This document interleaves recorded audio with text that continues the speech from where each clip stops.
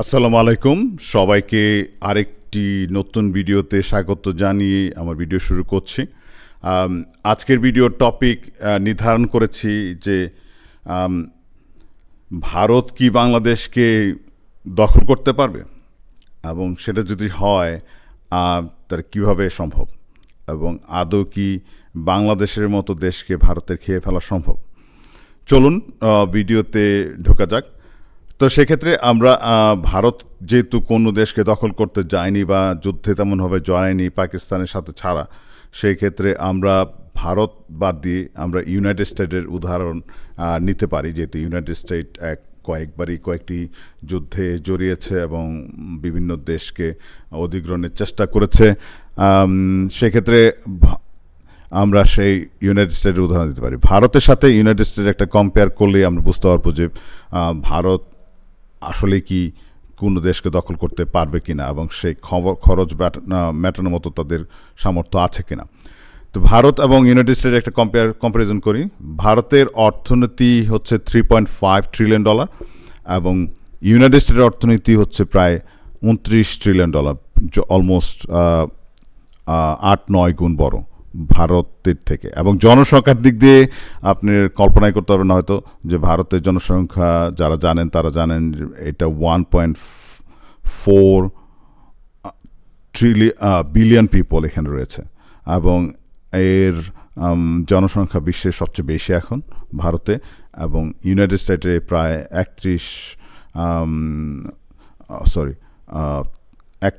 310 million people রয়েছে, বা 31 কোটি লোক রয়েছে সেখানে। এবং মাথাপিছু আয় আমরা জানি যে ভারতের মাথাপিছু আয় প্রায় $3,000, এবং সেটা ইউনাইটেড স্টেটে প্রায় $70,000। সুতরাং আমরা দেখতে পাচ্ছি তাদের পার্চেজিং পাওয়ারের ক্ষেত্রে ভারত থেকে ইউনাইটেড স্টেট যোজন যোজন দূর রয়েছে। এখন ভারতের মতো একটি দেশ সামরিক দিক থেকে নাম্বার 3 রয়েছে, অর্থনৈতিক দিক থেকে হয়তো 3-4-এ রয়েছে। কারণ হচ্ছে তাদের জনসংখ্যা। এখন 140 কোটি লোকের যদি $1 করে দেয় তবে 140 কোটি টাকা হয়ে যায়। এটা সহজ বিষয়, কিন্তু আমরা দেখতে পাচ্ছি তাদের সত্যিকার অর্থেই দেশের জনসংখ্যা প্রায় অর্ধেক লোক এখনও দরিদ্র সীমার নিচে রয়েছে। এই লোকদেরকে বঞ্চিত করে, এই লোকদের কথা না ভেবে এইসব সরকার, যারা উগ্রবাদী সরকার, আমরা জানি যে তারা হিন্দুত্ববাদী সরকার, সেই ধবজাকে মাথায় নিয়ে আসে। আসলে জনগণের সেটাও তারা সেটা বোঝে বলে আমার মনে হয় না, কারণ তারা নিজেরাই জানে না যে তারা কী থেকে বঞ্চিত হচ্ছে। এবং অন্যান্য দেশে জনগণ তাদেরকে যা বোঝানো হচ্ছে যে আমরা বিরাট বড় নেতা হয়ে গেছি, আমরা বিশ্বের অর্থনীতিতে নিয়ন্ত্রণ করছি, বিশ্ব রাজনীতি নিয়ন্ত্রণ করছি, আসলে ফলাফল জিরো। আমরা জানি যে ভারতের যে বিশাল জনসংখ্যা, তাদেরকে বঞ্চিত করে তাদের টাকা দিয়ে তারা বিশাল বিশাল মিলিটারি প্ল্যান করছে। এই কয়েক বছরের ভিতরে তারা ফ্রান্স থেকে যে সামরিক বিমান কিনেছে রাফাল, তার একটি বিমানের খরচ প্রায় $120 মিলিয়ন থেকে $200 মিলিয়ন। আপনি চিন্তা করতে পারেন এই একটি বিমান দিয়ে কতজন লোককে দরিদ্র মুক্ত করা যায়, দারিদ্রতার থেকে মুক্তি দেওয়া যায়, কতজন মানুষের আসলে বাস্তুসংস্থান করে দেওয়া, চাকরির সংস্থান তৈরি করা যায়, সেদিকে তাদের ভ্রুক্ষেপ নেই। তারা সামরিক শক্তি, আর সেটা আসলে শুধুমাত্র ভারত নয়, পাকিস্তানের ক্ষেত্রেও প্রযোজ্য, যেখানে জনসংখ্যার একটা বিরাট অংশ দারিদ্র নিষ্পেষিত, সেখানে তারা পারমাণবিক বোমা থেকে শুরু করে যুদ্ধ ফাইটার জেট বিভিন্ন সামরিক শক্তিতে সেটা ব্যয় করছে। এবং এই জন্য এইসব দেশগুলির কখনোই কোনো উন্নতি হয় না। এবং এই যে মানুষকে যে ভুল বোঝানো হচ্ছে যে আমরা বিশাল উন্নতি করছি, আমরা স্পেসে যাচ্ছি, দেখ তোরা আমরা বিরাট উন্নতি করছি, কিন্তু তারা নিজেরাই যে অবস্থান আছে, তারা যদি সচেতনতা বসতো যে আমরা এই দরিদ্র সীমার নিচে থেকে কিভাবে আমার দেশ এত উন্নতি করছে, আপনারা এই টাকা কেন এইসব ক্ষেত্রে ব্যয় করছেন। এখন চলুন ইউনাইটেড স্টেটের বিভিন্ন যুদ্ধে জড়ানোর একটা তালিকা দিয়ে আমরা জানি যে ইউনাইটেড স্টেট দ্বিতীয় বিশ্বযুদ্ধের পর সবচেয়ে বড় যে যুদ্ধে জড়ায় সেটা হলো ভিয়েতনাম যুদ্ধ 1965 সাল থেকে 1973 সাল পর্যন্ত তারা এই যুদ্ধে জড়ায়। এতে প্রায় 58,000 সোলজার্স নিহত হয়, এবং এই যুদ্ধে খরচ যে হয় সেটা একটা হিউজ নাম্বার সেই সময়, সেটা হলো $882 বিলিয়ন, এবং সেই যে বার্ডেন তাদেরকে বহন করতে হয় সেটা এতই অজনপ্রিয় হয় যে মানুষ এটার জন্য আপনার রাস্তায় মিছিল করে তাদের এই সেনাদের ফিরিয়ে আনার জন্য। তাদের ক্যাজুয়ালিটি থেকে আমরা জানি যে এই বিষয় নিয়ে তারা প্রচুর মুভি করেছে, যদিও অধিকাংশ মুভিগুলিতে প্রপাগান্ডা বিষয়ক মুভি আর তাদেরকে হিরো হিসেবে দেখানো হয়েছে। সত্যিকার অর্থে তারা ভিয়েতনামে মার খেতে খেতে আপনার নাস্তানাবুদ হতে হতে ফিরে এসেছে। কিন্তু মুভিগুলিতে দেখলে আপনার র্যাম্বো বলেন আর যেসব মুভিগুলি তৈরি হয়েছে ভিয়েতনাম যুদ্ধের উপর ভিত্তি করে,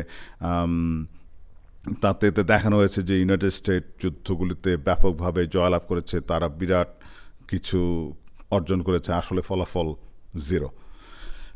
এখন আসুন আফগানিস্তান এবং ইরাক যুদ্ধে ইউনাইটেড স্টেটের মতো দেশ যারা এত শক্তিশালী, যার কম্প্যারিজন ইন্ডিয়ার সাথে কোনো দিক দিয়েই হয় না, তারা কি করেছে। এই 2003 থেকে ইরাকি যুদ্ধ চালিয়ে ফলাফল জিরো।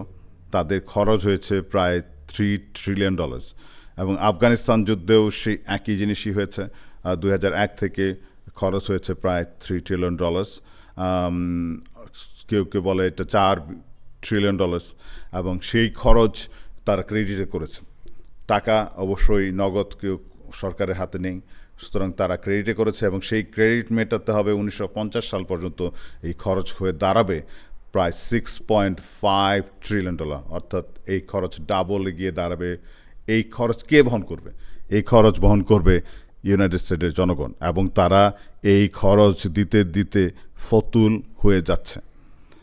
এবং সেটাকে ভাবতে হবে, এত একটা শক্তিশালী দেশ, এত একটা অর্থনৈতিক দিক দিয়ে বড় দেশ যদি ফতুল হয়ে যাওয়ার মতো অবস্থা হয় যুদ্ধে জড়িয়ে, সেক্ষেত্রে ভারতের মতো দেশ বাংলাদেশকে অধিগ্রহণ করবে, বাংলাদেশের সাথে যুদ্ধে জড়ালে তাদের যে কী অবস্থা হবে সামরিকভাবে, সেটা তো আমরা বুঝতে পারছি, অর্থনৈতিকভাবে যে কী অবস্থা হবে সেটা বুঝতে পারছি। আর আরেকটা জিনিস হলো, ভিয়েতনাম এবং বাংলাদেশ এক নয়। আমরা জানি ভিয়েতনামিরাও আমাদের মতো স্বাধীনচেতা, এবং তাদেরকে কেউ দামিয়ে রাখতে পারেনি।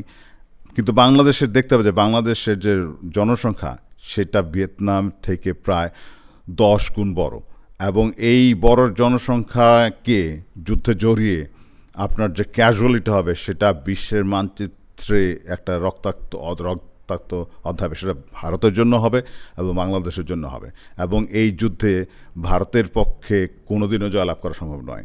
আমাদের যুদ্ধে আমরা 1971 সালে যে যুদ্ধ করেছিলাম সেটা যদি ভারতের মাথায় থাকে, তবে তারা ভুল করেছে।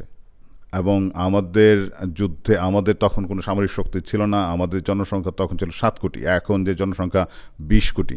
আমাদের অর্থনৈতিক পার্চেজিং ক্ষমতাও তাদের থেকে অনেক খুব যে কম, দেশ হিসাবে আমাদের পার্চেজিং ক্ষমতা তাদের থেকে বেশি, এবং আমাদের মিত্রের সংখ্যাও তাদের থেকে বেশি।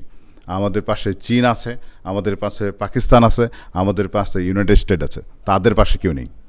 কারণ কি? তারা সব জায়গায় মাতব্বরি করতে করতে এই অবস্থায় চলে এসেছে। এখন সত্যিকারের বাস্তবতা হচ্ছে ভারতকে কেউই দেখতে পাচ্ছে না, আমাদের এই উপমহাদেশেও নয় এবং বিশ্ব অর্থনীতিতে নয়। যদিও ভারত যা যা করছে, যেমন রাশিয়া থেকে তারা তেল কিনেছে, যখন